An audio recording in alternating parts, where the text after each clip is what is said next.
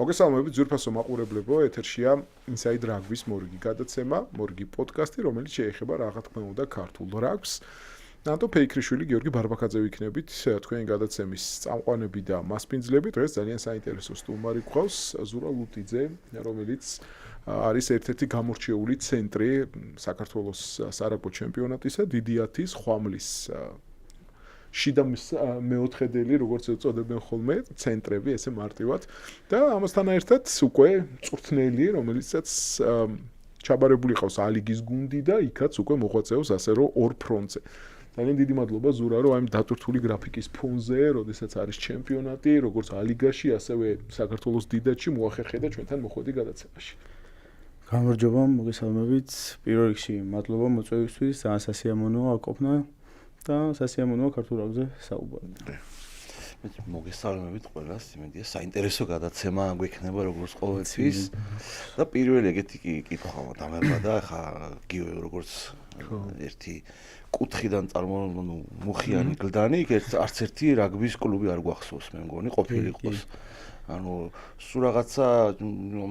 იქ მცხოვრები ბავშვების რაღაცა ინსპირაციაა, რომ თქვათ, აი ეს როგორ მოხდა რაგბზე ყველას რაღაც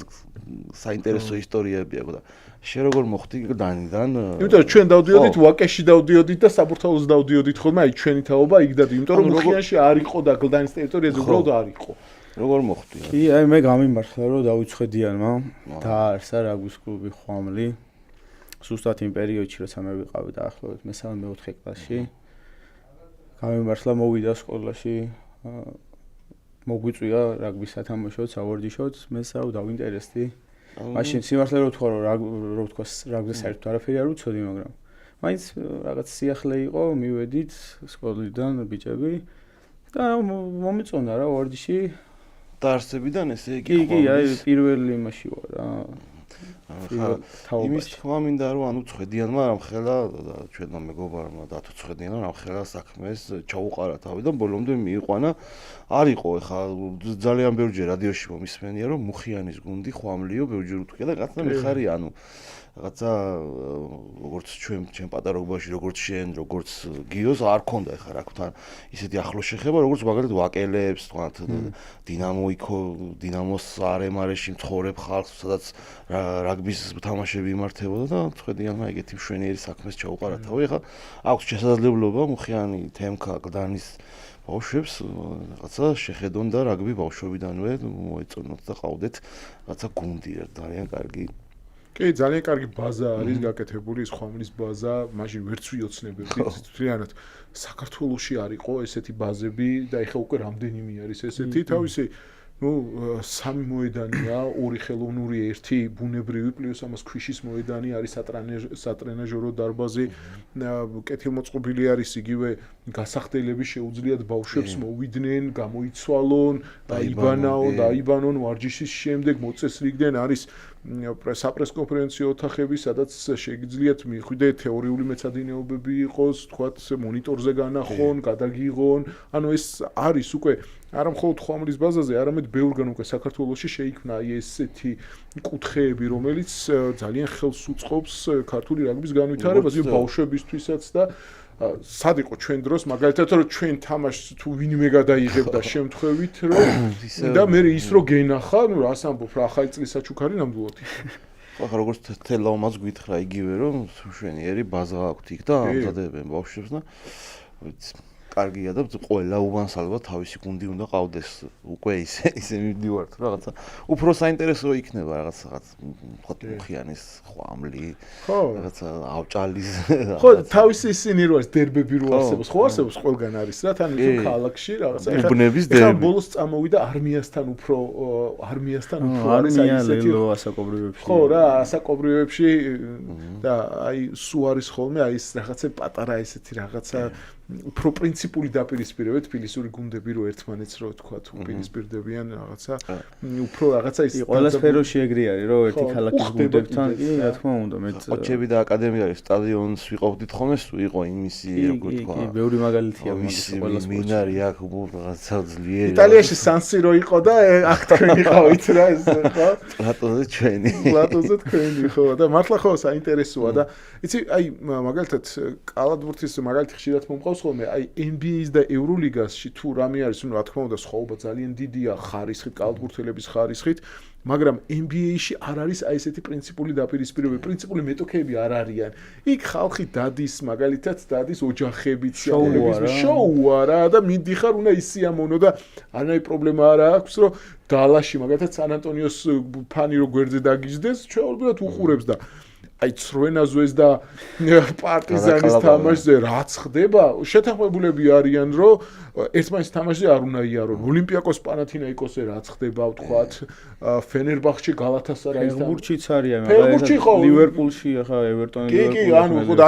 აი მაგას ვიძახი რა, რომ აი ამით არის განსაკუთრებული და აი რაღაც მე არ ვიძახი რომ აი გრესია კარგია, მაგრამ აი ესეთი თავისი გულშემატკივრები რაღაცა პრინციპი აი ეს დამატებით мотиваციას გაძლევს და დამატებით კი მეტ ინტერესი იწვევს მაყურებელშიც ეს რომ აი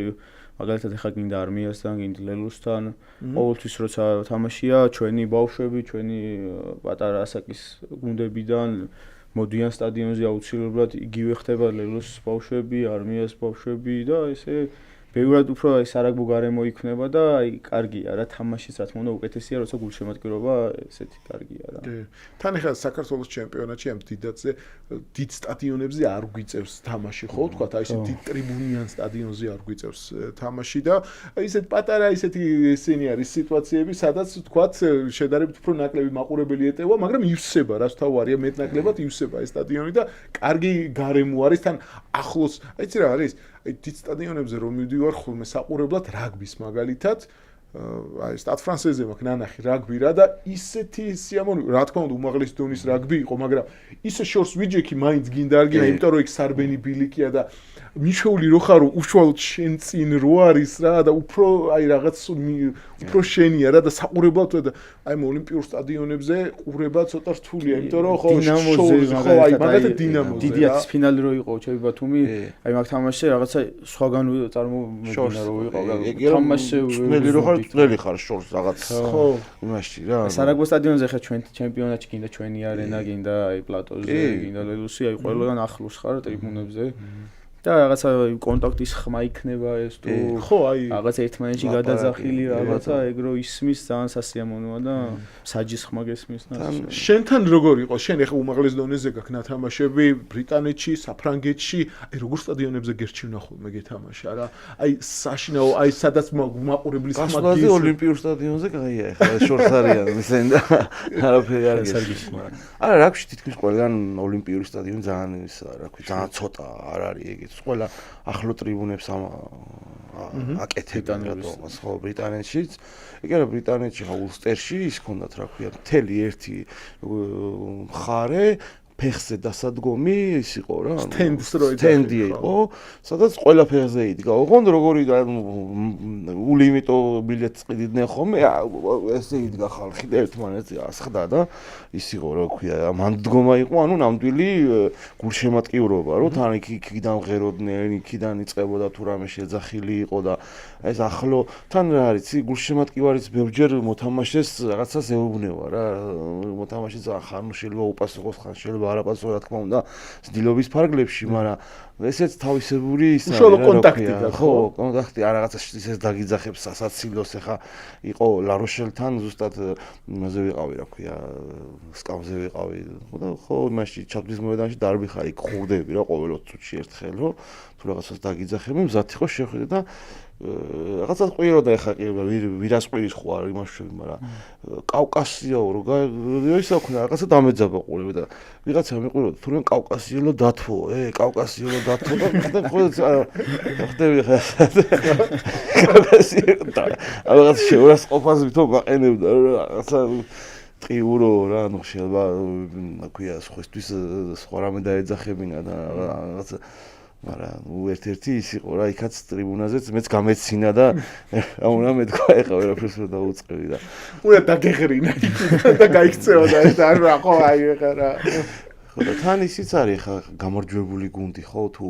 აგვაკვირდებით ხა როგორც ჩემპიონთა ლიგაში როგორც ყველა ლიგაში ხო ავტობუსზე რო არიან შემოსხდარი და იმ ქალაქში ტურს აკეთები და ხალხი ესალმება ეგეც უნდა იყოს რავი ხა მაგალითად ქუთაისმა მოიგო და არ ვიცი ზუსტად ხა ეგეთი რამე თუ გააკეთა ჭაჭვის ხიდზე გადაჭრილი ავტობუსით ან მერიაში ხა ბაიონაში რომ მოვიგეთ პრო 2-ის ჩემპიონატი აი ცი როგორი ბალკონი აქვს მერიას რომ მერმა რაღაცა გადასძახოს რა ან დღესასწაულია რაღაცა იქ მიკროფონი და ქვემოთ დიდი როგორ თქვა ხა პარლამენტის წინ რომ გამოხვიდე ჩვენთან იქ გაგვიყვანეს და იქიდან რაღაცებს ანუ ხალხი იყო მთელი სავსე იყო მთელი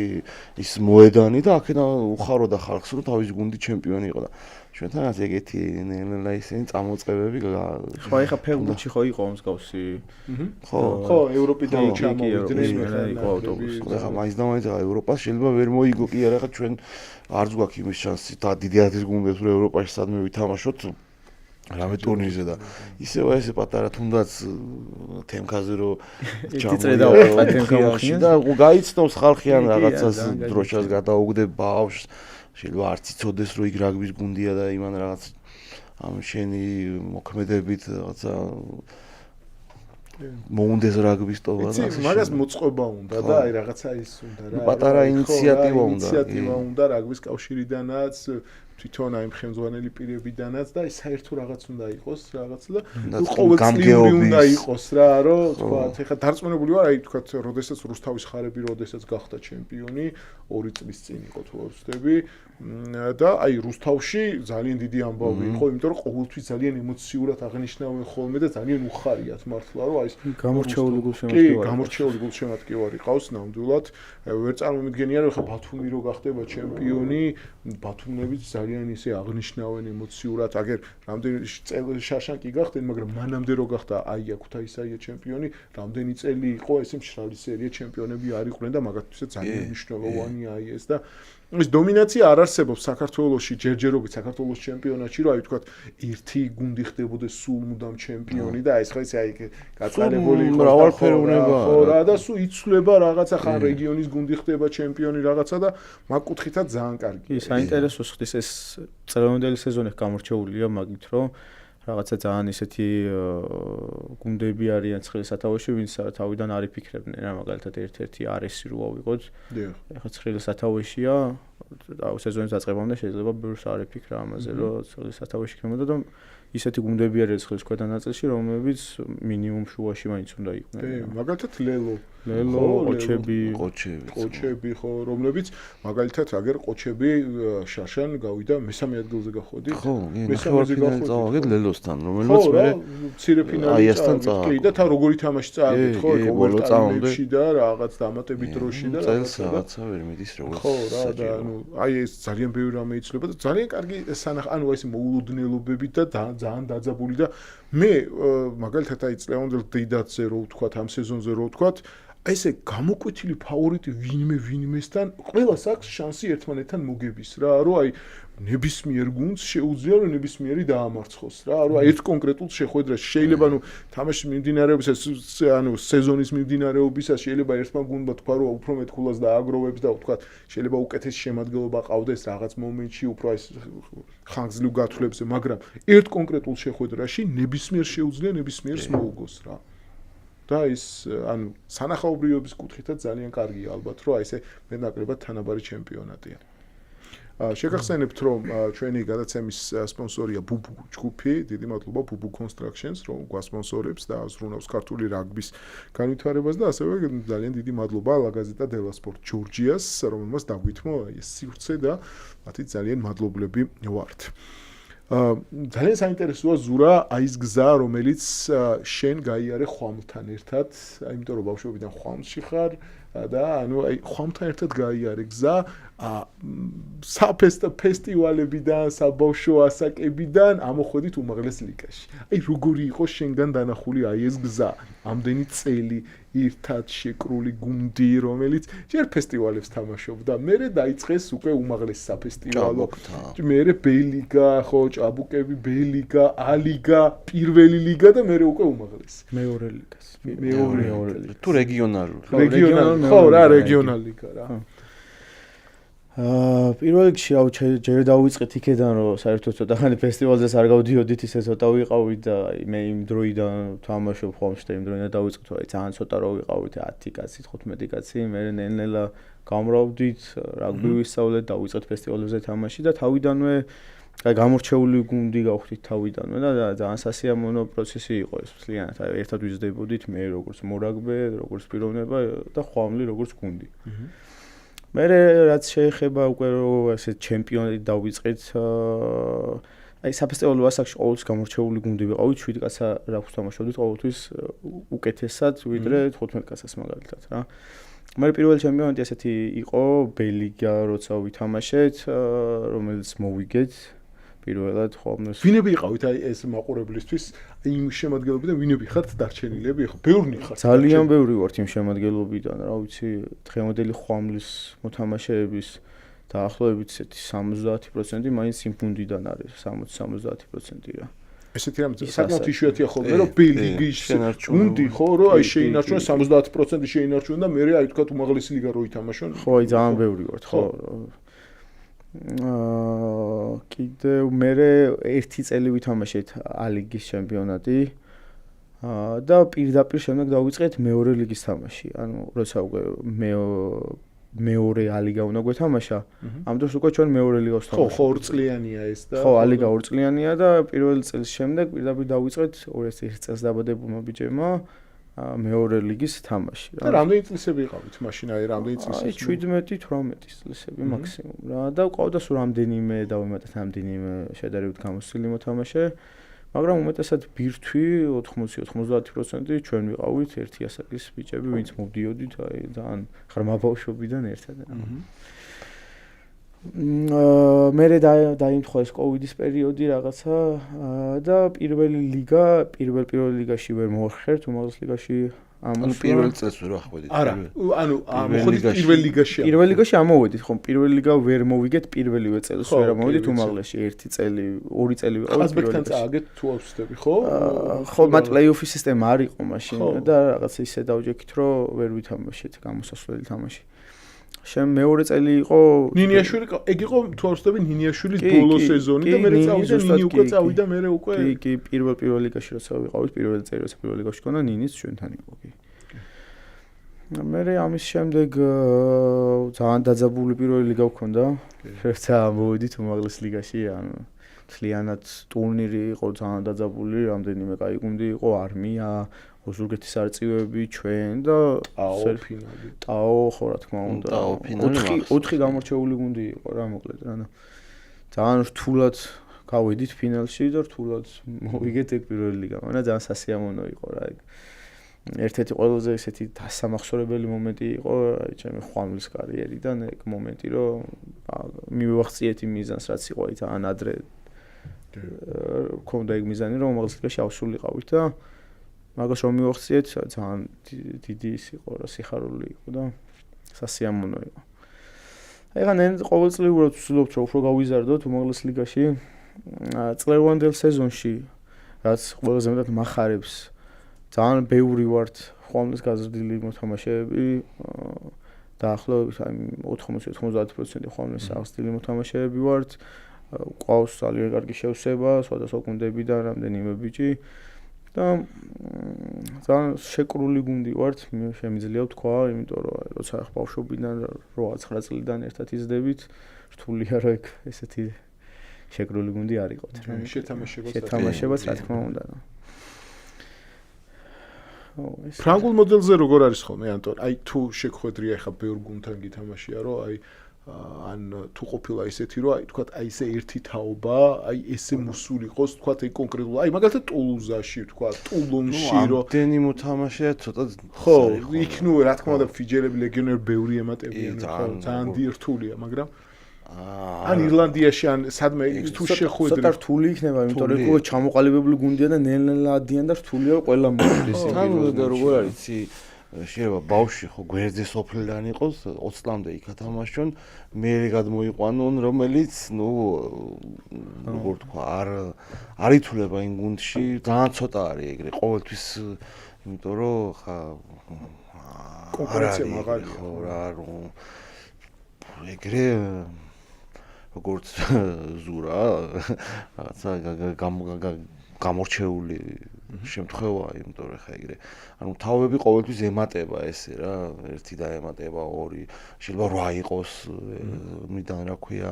სკოლის ასაკიდან ერთად მოდიოდა 8-დან 4-მა ითამაშოს, 4-მა ვერა იმ 4-დანაც კიდე რაღაც 2-მა დარჩეს ბოლოში და ანუ არ არის ესე რომ რაღაცა თქვათ ერთი გუნდი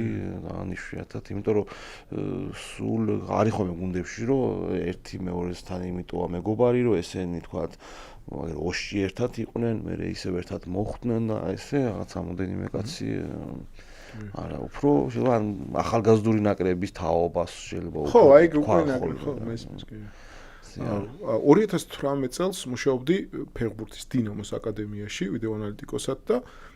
ერთ-ერთ წლოვანებას ყავდა ძალიან კარგი გუნდი იყო, 2008-იანების ძალიან კარგი გუნდი იყო. 2008 წელს დაბადებული ბიჭების და წავიდნენ და ATT-ის თასი მოიგეს, ლატვიაში იყო თუ ლიტვაში იყო ის თასი. თან მოუგეს იცი როგორ გუნდებს, დორტმუნდის ბორუსიას მოუგეს, მაგალითად იქ ვალენსიას მოუგეს და ძალიან კარგი შედეგები და მაშინ 2018 წელს რამხელები 10 წლისები იყვნენ, 10-11 წლისები იყვნენ რა. და რო ჩამოვიდნენ აქაც დომინანტები იყვნენ თავის ასაკში რაღაცა და წურთნელთან ესე ლაპარაკობდი რა უბრალოდ და უთხარი რომ რამაგარი ბიჭები იზრდებიან მეთქი და ეს ბიჭები მეთქი მე დინამოში როგორ ითამაშებენ მეთქი რა ეს თაობა და ეს აი ვინც გუნდში იყვნენ რა თქვა და გაეცინა იმ წურთნელს და მითხრა რომ აიო გარანტიას გაძლევო რომ 15 წლამდე გუნდშიო აი ამ ბიჭებიდანო 2-3 თუ იქნება დარჩენილი და მაშინ მაგრად გამიკვირდა და ეხლა ძალიან კარგად ვიცნობ იმ ბიჭებს და მართლა ეგრეა რა აი თქვენ მაგალითთან მიმართებაში რა აი თქვენ ხო დარჩით თქვათ და აი ახვედით და ის და იქ ჯერ 15-ის დონემდეც კი უკვე აი ცხელ ზოგმა თავი დაანება ზოგი რაღაცა ჩვენთანაც იყო მსგავსი რაღაცები პროსტა დიდი ის ვიყავით რა რაოდენობაში ბევრნი ვიყავით და ბევრნი დავრჩით რა იქეთ ხო არა აი დარჩით და რომ აი ახვედით იქამდე რა და აი სხვა ხო თორე ხა კონკურენცია ხო თქვენთანაც ხო იყო და ხო შეეძლოთ სხვა შემატებულებს რაღაცა რამდენი გუნდია რომ დაარსდა ხო და პირველ ლიგას შეიძლება ვერ იგაცდა კი არა რეგიონული გუნდიც ვერ ავიდა და თქვენ ესე უკვე ანუ აი უმაღლესი რო გაქვთ ნათამაშები უკვე აი ითვლება რომ აი ითამაშეთ რაღაც დონემდე მიხვედით და რაღაც დონემდე ხა რაღაცებს ახალგაზრდული ნაკრებები და ასე შემდეგ და ნაკრებები და რაღაცა ეს უკვე კიდე სხვა დონეა მაგრამ აი უმაღლეს რო თამაშობ და უკვე პროფესიონალურ ლიგაში რო თამაშობ ეგ უკვე ნიშნავს რომ შენ რაღაც გაამართლე ის რაზეც იყო რა ავანსებიც იყო შენზე გაცემული და ის თქვათ თან კარგიც ისაა რომ ახალგაზრდულ გუნდი ყავს ხო ხომში ამზადებ რომელი ალიგის ყავს მე ვარ ხაზის მწვრთნელი გიორგი მეტრეველია შერკინების მწვრთნელი და ერთად ვმუშაობთ ალიგაში და ძალიან საინტერესოა მინდა თქვა მუშაობა ბიჭებთან ძალიან ბევრს ვსწავლობ ბიჭებისგან მე ჩემ რაღაც გამოცდილებას უზიარებ და კარგი პროცესია მოკლედ ჩემი ზნია გითხრათ აი როგორი გამოცდილება არის ზურა ის რომ აი მაგალითად დღეს შენ იმ ბიჭების მწვრთნელი ხარ და შეიძლება აი მომავალ წელს ის ბიჭები აი უშუალო შეხება გაქვს რა იმ ბიჭებთან რომლებიც მერე ერთ წელიწადში სულ თავისუფლად შეიძლება რომელიმე ნიჭიერი ბიჭი უკვე ამოვიდეს და უმაღლესში ერთად ითამაშოს რა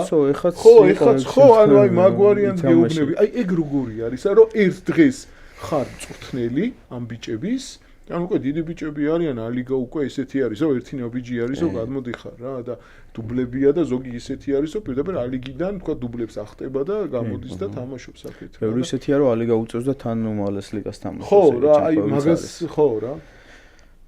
ქონდა წინა წელსაც მსგავსი შემთხვევა წელსაც იყო აუ ძალიან სასიამოვნოა პირველ რიგში რომ ესე შენი რაღაც წვლილი გაქვს შენ ამ მოთამაშის განვითარებაში შეტანილი და რაღაცა ერთ დღეს გამოდიხართ მოედანზე და ორივე ერთად ხართ რა. იქ უკვე მწვრთნელი აღარ ვარ იმის, არც ის არის ჩემი მოსწავლე, იქ უბრალოდ გუნდელები ვართ, სხვანაირი დამოკიდებულება გვაქვს. იგივე როგორც გუნდელი ჩამოყალიბებული მორაგბია რა უმაღლეს ლიგას თუ თამაშობს უკვე ის ჩამოყალიბებული მორაგბია და თავის საქმე იცის როგორ რა უნდა გააკეთოს რა ხო მაგრამ აი იცი როგორ რაღაც არის აი ეს შიდა ის მაინტერესებს რა აი უძირთადად მაინც ეხა ხო ვიცი ხვალში ვინც ამოდიან ალიგიდან ბიჭები რა უმეტესობა მაინც ხაზის მოთამაშეები არიან რა და ერთ დღეს შენაძლევ დავალებას რა და მეორე დღეს იმან იქ კომბინაციას უნდა ჩაგიზდეს ამ პასს შენ დაუგვიანებ იმან შენ პასი უნდა მოგცეს აი გარდასახვის მომენტი როგორი არის აი მე ხა რა თქმა უნდა ურთიერთპატივისცემა არის და რა თქმა უნდა ანუ მაგაზე არაა ლაპარაკი აი ეს ურთიერთგაგების ისა და მე ხა ისეთი დამოკიდებულება არ მაქვს ბიჭებთან როცა ცნელი ვარ და ის ჩემთან ვარჯიშია რომ რაღაცა ის ვიყო რა რომ აი ესე ქენი ბევრად მეგობრული ძმაკაცური აი თითქმის იგივე ანუ ბევრი არაფერი იცვლება მოკლედ რომ თქვა რა როგორც როგორ წვნელი იმ შემთხვევას და ერთად რო ვთამაშობთ იმასთან შედარებით რა ისეთი უშუალო ურთიერთობა მაქვს როგორც წვნელი ვარ მაშინაც მე მოედანზე ერთად შევდივართ იგივე რა იგი რო რაღაც კომბინაცია რომ მითხრას ეს უნდა გააკეთო თამაში შეუძლებლად გავაკეთებ რა თქმა უნდა ჩემი საქმეა და იმის საქმეა ხო რა ხე თუ ის 15 ნომერზეა და რაღაცა ხო ნუ ხო უწევს რა თქვა ჩართვა ან რაღაცა და თუ 10 ნომერზე დადგა 9-ზე და 10-ზე თუ დადგა და იმან მოიწოვა შეიძლება მითითებების ხო აი მაგ ვარიანტს ვიძახ საინტერესოა თვითონ ალიგის ჩემპიონატს როგორ შეაფასებდი აი შენი თვალით დანახული ალიგის ჩემპიონატი ძალიან საინტერესოა იცი არის რამოდენიმე მოდი ვთქვათ დავარქვე ცოტა ის ელიტარულ გუნდებს ან სიძლიერით ბევრად უფრო იმიტომ რომ ალიგაში მხდება ხოლმე რომ აი ვთქვათ რაღაც გარკვეული გუნდები გარკვეულ გუნდებსთან ერთს და ორ გუნდს არ არის აი ესეთ გამონაკლისები რომ ვთქვათ კონკრეტულად ერთი მატჩი იყოს ან ერთი ან ორი რამდენიმე გუნდი არის ალიგაში ოქროს ლიგაზე არის საუბარი რომლებიც სამნიშნიანი სხვაობებით აგებენ და არიან ვთქვათ ძალიან ძლიერი გუნდები და აი თვითონ როგორ მოგწონს დონე განვითარება რა პრობლემებს ხედავ რა პლუსებს ხედავ ამაში პირველ შედავუწყოთ იქიდან სამნიშნა უკვე აღარ არის სამნიშნა რამდენჯერმე შევხვდა შეიძლება 1-2 12-ით რაღაც ნუ სულ 8 გუნდი თამაშობს ეხა ოქროს ლიგას ხო ეხა გაიყო რაღაც ხო სულ არის მოკლედ რო ვთქვა 14 გუნდია ალიგაში ეს პირველ რიგში ეს მინდა ვთქვა რომ ძალიან ცოტაა 14 გუნდი რა ალიგისთვის როცა ბელიგაში 36 გუნდია ალიგაში 14 გუნდი აღარ უნდა იყოს ეს ისეთი ასაკია რთული ასაკია კი ყველა უნივერსიტეტში აბარებს ეს და ჯარის ამბებია რაღაცეები და ეს პრობლემები აქვს პლუს კიდევ ვინც აბარებს აი მაგალითად რაიონის გუნდებში ძალიან მჭით რომ ალიგის გუნდი შეეკრან იმიტომ რომ ეს თბილისში მოდის სასწავლებლად და ძალიან ირევა სიტუაცია ოქროს ლიგაში რაც შეეხება ეხლა ლეონელი ჩემპიონატი რო ავიღოთ 8 გუნდიდან აი ესე გამორჩეულად სიძლიერის დონით ან 3 გუნდია ხვამლი ლელო და აია ეს 3 გუნდი ერთმანეთში ძალიან ეს დაძაბული თამაშები აქვს და ეს 3 გუნდი დანარჩენ ყველა გუნდს უგებს მოკლედ ჯერჯერობით არავის არ მოუგია 3 გუნდისთვის რა წლევანდელ ჩემპიონატში ეს არ არის ხა ძალიან კარგი ასეთი გუნდისთვის რა ჯობია რომ აი მინიმუმ 5-6 იყოს ესეთი გუნდი რომ ერთმანეთში დაძაბული თამაშები იყოს რა მაგრამ მაინც ნორმალური ჩემპიონატია წელს რო ვთქვათ, ანუ არ არის ისეთი გუნდი არც ერთი, რომელსაც აი მაგალითად ხვალ რომელიმე გუნდს 200 და 100 თმოლი მოუგოს არ არის ეგეთი გუნდი რა. მაგრამ რა თქმა უნდა, ბევრად მეტის ის გვაქვს რა პრეტენზია, რომ ბევრად უფრო ძლიერი გუნდები იყვნენ და მე რა თქმა უნდა ჩვენ განვითარებისთვის აუცილებელია რა, წელიწადში რომ აი ორ გუნდთან 4 თამაში თამაშებ და ძლიერ თამაში 4 თამაში და სად 7-ვე ძლიერი გუნდი რო არის და 15 დაძაბულობა თამაში იქნება დაძაბული და ესე ქულაში რა კიდევ რა შეიძლება ლიგაზე რო აი მე გეტყვით მაგალითად იცი ბოლო წლებში რო უყურებდი ხა თვითონ სისტემაში ვმუშაობ ხო ხვალის და ბელიგა ბოლო წლების განმავლობაში ბოლო 3 წელი რო ავიღოთ ყოველთვის ძალიან ძლიერი იყო ბელიგა ყოველთვის ესეთი საჩემპიონო ამბიციების მქონე იყო ხოლმე 2 და ხანდახან 3 გუნდიც ყოფილა ბელიგაში და ძალიან ბევრი ბავშვი ბიჭით ახსენით თუ რატო არის ეს რომ და ალიგა ყოველთვის პრობლემას წარმოადგენდა ხო ანუ ისეთი ვერ იყო ხოლმე ანუ ბელიგაში როცა ძლიერი ხარ ხო და მე ის ბიჭები გადმოდიან მე ალიგაში მაგრამ აი ბოლო წლების განმავლობაში ცოტა შესუსტება გქონდა ხოლმე ამაზე მინახია რომ ხშირად ხან 15 ბიჭიც კი არ მოგროვებულა იმ ზემოთ ნახსენები პრობლემების გამო და წელს მეტნაკლებად დაალაგდა ეს და ბევრად უფრო ძლიერი გუნდი არის რაღაცა ის რამ გამოიწ ხო აი რამ თაობა არის თუ აი რამ გამოიწ ალიგაში და ასაკობრივ გუნდებში ეს თაობების სვლა ყოველწლიურად ხდება და ეგ იწევს ამას რა აი მაგალითად 2 წლის წინ ძალიან პატარა ის ქონდა რა ქვია რაოდენობაში ძალიან ცოტა ვიყავით რა ლიგაში და რაღაცა ვერცხლის ლიგაშიც მოგვიწია დაქვეითება და აი წინა წლიდან რაღაცა ასაკი რო ამოვიდა ბევრი მოთამაშე იყო ეს ბევრი მოთამაშე რა თქმა უნდა ხარისხს უფრო მეც გაძლევს და აი ნელა დაულაგდით მაგ ხრივ და აი მოთამაშეები ყავს რა რაოდენობაში ვართ ახლა რაოდენობა რო არის მე იქ უკვე მუშა პროცესია მიდის ვარჯიშები და შედეგიც რა თქმა უნდა უკეთესი არის რა ეს 2 წელია უკვე რაოდენობაში არ გვიჭირს მოკლედ ვთქვათ რა ანტონ თქვენთან რა ხდება ხო არა მკითხვა მინდოდა მეთქი ლეგიონერები როგორც ვიცით ხვალიდან უკვე ბევრი წავიდა საფრანგეთში კი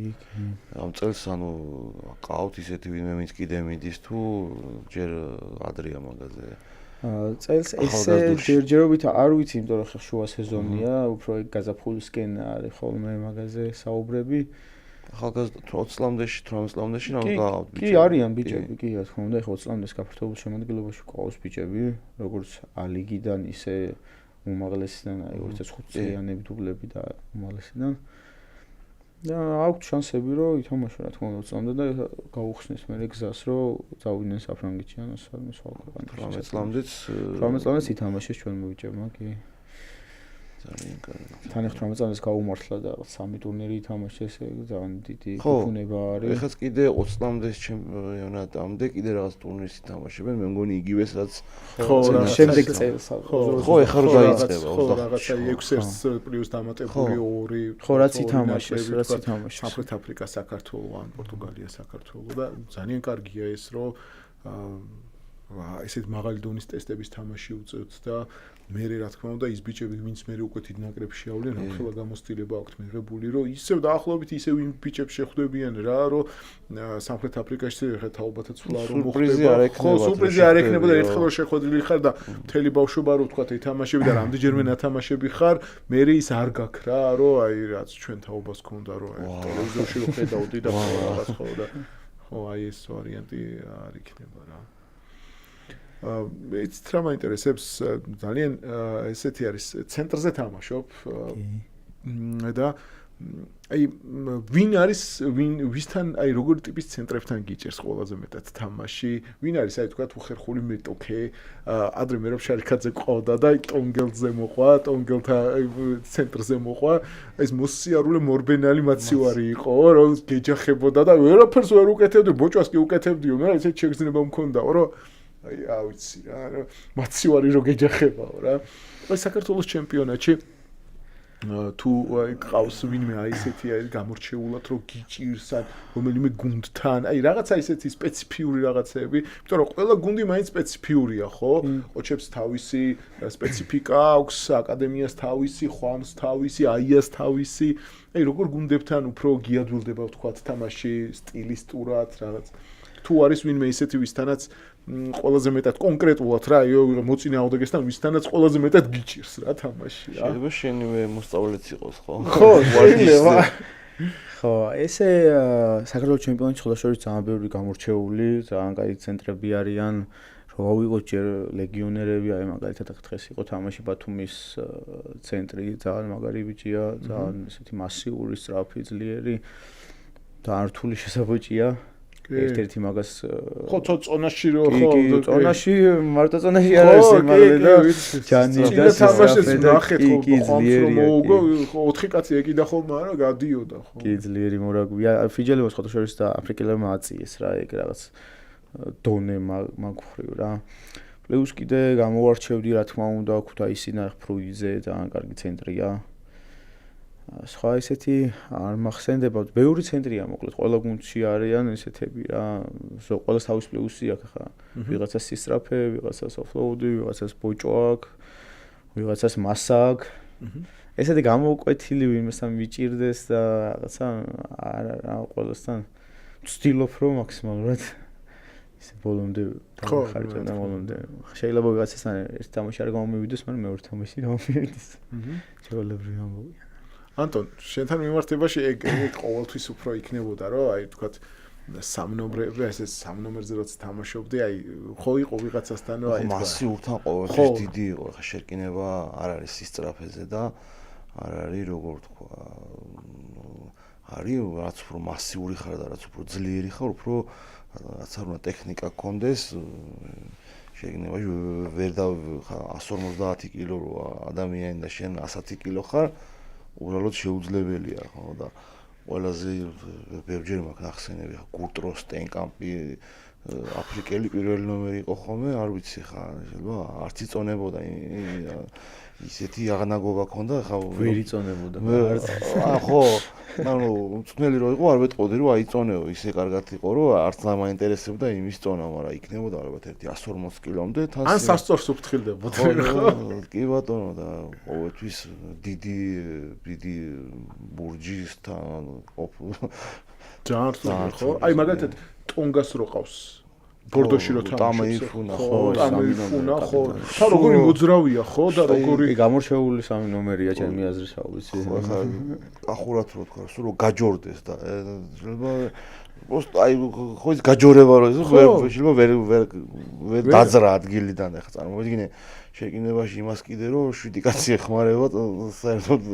რაზეა ლაპარაკი და ნუ ანი ატონიო ხო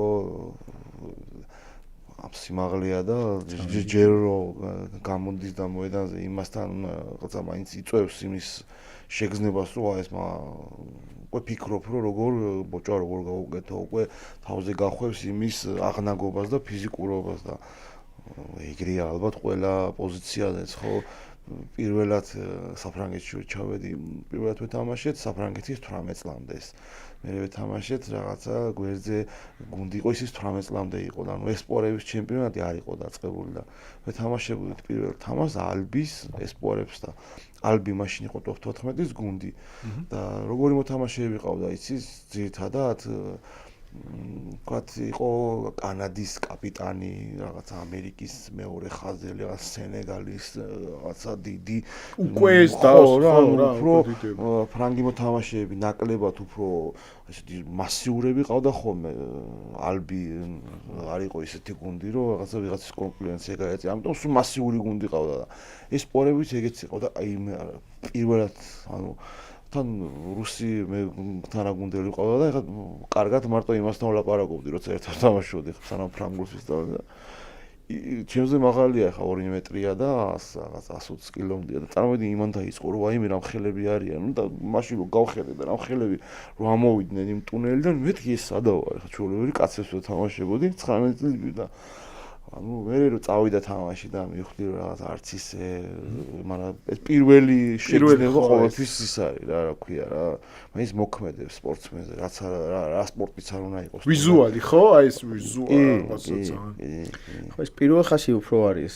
დაპირისპირება პირველი და სამი ნომერი თან სულ კონტაქტში ხარ ხო და აი ხაზის მოთამაშე შეიძლება 13-თან შეუსულ არ მოგიწევს არა ხო არ მოგიწევს მაგრამ ხო არიან რომ აი 900-თან ალბათ ხარ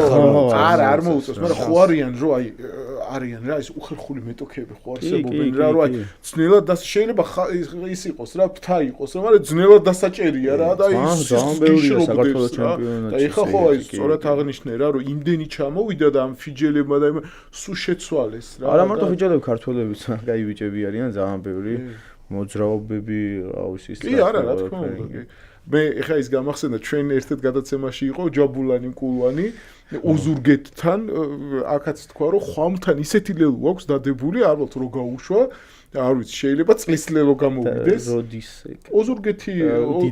დიდათში დავიდა ლელო ხო აი ესე იგი რო წამოიღო თან ძალიან სწრაფია ხო და აი დახაზა იქაურობა რა და რო ვკითხე მე რა ეხა გორში თამაშობს იქაც ბევრი ლელო აქვს უკვე გატანილი და არა ის ჩემი კარიერის საუკეთესო მატჩი იყო რა რაც აქ მაქნა თამაშებიო ნუ რა ვიცი რა მოდის ხოლმე სხვადასხვა ჩვენთან ბაზაზე კი მეც მეგობრობ ძალიან ესეთი ის არის რა და სხვადასხვა ამ ლეგიონერებმა კიდე აი ძალიან ისე ერთმანეთთან არ აქვს ფიჯელები არიან აფრიკელები არიან ყველანი ერთად შეიგრება დადიან რუსთავში მინახია მაგალითად ერთმანეთს ძალიან უჭერენ მხარს რა ესე ერთმანეთის თამაში ჩვენც ეგრე ვიყავით ეხა ქართველები კი ვიყავით თავიდან სამნი ვიყავით მაგრამ ანუ იქ ნამიბიელი იყო რუსი იყო კიდე ფიჯელი იყო სენეგალელი იყო სუერთად ვიყავით ტონგელი სამუელი ანუ მაინც ჩვენი ბიძაშვილიც ისინი იყვნენ და ყველა სხვა ხა ფრანგებს თავის საქმე აქვს მიმოვაშენთან ყოველდღე და დაგიდგება და იქ ჩვენ მარტო უპატრონოები ერთად ვიყავით ეგენიც ეგრე არიან ხო რა ხო ეხა თამაშიც ნაკრების თამაშები ტონგასთან იყვნენ რა ბევრი შეკრებილები და ტონგას შემადგენლობდნენ იმიტომ რომ ერთ-ერთი ტონგელი იყო და რაღაცა და ნახე მეც რაღაც კი რაღაცა ახლოს არის ძალიან საინტერესო გადაცემა გამოვიდა დიდი მადლობა ზურა რო გამონახი დრო და მოხვედი ჩვენთან გისურვებთ წარმატებას როგორც სამსწავლო კარიერაში ასევე რა თქმა უნდა როგორც პროფესიონალი ბორაგბის კარიერაში და პირველ რიგში ჯანმრთელობას და ნუ შემდგომ უკვე დანარჩენ წარმატებებს მადლობა გამონახეთ რომ ეწვიე ხა არიან ხო დიდი 10 გუნდი ვართ სულ და ერთმანეთს ძალიან კარგად ვიცნობ და გვაინტერესებს ყველა ჩვენს მაყურებელსაც როგორ ჯობია ჩვენი უფრო გვაინტერესებდეს და მოგწონდეს კი კაია ეს ჰეინეკენი 14 მაგრამ მეტი ყურადღება მაინც საჭირო ასე ვფიქრობ რომ უბრალოდ ქუჩაში ადამიანმა ხა გვიცნოს ხო ერთ-ერთი გამორჩეული სპორტის პირველი ლიგაა და საერთოდ რაღაც შვილმა არაფერი არ იცის არავისზე და გჭირდება ხა გუნდებიდან ისეთი მოთამაშეები ვინც ელემენტარული რაგბის სახეები იქნებიან და ჩემპიონატის სახეები და ალბათ როგორც ბაზები გავაკეთეთ და ნელ-ნელა რაღაცა რაგბის გუნდებს მე მსგავსებით ამაშიც ერთ-ერთი მალე და მას ვიზავთ აუდგავთ ფეხს დიდი რაგბის. ჩვენ ძალიან დიდი წვლილი გაქვთ ეხლა მაგაში რომ ეხმარებით ქართულ რაგბის ეხმარებით მაგაში რომ ვცდილობთ. გაცნობთ ქართულ გუნდებს ხალხს და ძალიან დიდი მადლობა მოწვევისთვის. მადლობა რომ ამ საქმეს აკეთებთ და წარმატებებს გისურვებთ ამ საქმეში. მადლობა. კიდევ ერთხელ მადლობა რა თქმა უნდა ჩვენ სპონსორებს ლაგაზეტა დელა სპორტ ჯორჯიას, ბუბუ ჯგუფს, სანდო ფეიქრიშვილი, გიორგი ბარბაკაძე, ზურო ბლუტიძე ვიყავით თქვენთან ერთად, საუბრობდით რაგბზე და ამ ყველაფრით ვიღებდით ძალიან დიდ სიამოვნებას. ჩვენ მადლობას გიხდით ყურადღებისთვის და გემშვიდობებით.